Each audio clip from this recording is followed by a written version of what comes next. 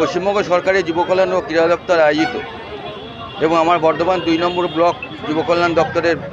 এবং পঞ্চায়েত সমিতি ব্লকের সহযোগিতায় এবং বৈকান্তপুর 2 গ্রাম পঞ্চায়েতের পূর্ণ সহযোগিতায় আজকে আমাদের আলিশা বাসস্ট্যান্ডে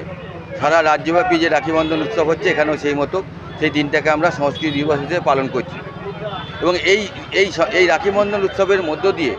আমাদের মাননীয় মুখ্যমন্ত্রী মমতা বন্দ্যোপাধ্যায় প্রথম দিন থেকে আরজি করে কাণ্ড নিয়ে যেভাবে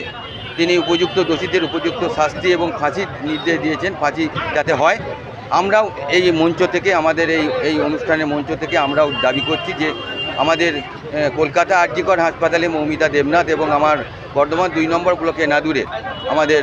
আমাদের প্রিয়াঙ্কা হাঁসদা, এই দুইজন যে খুন হয়ে উপযুক্ত শাস্তি এবং ফাঁসির দাবি করছি আমাদের এই মঞ্চ থেকে।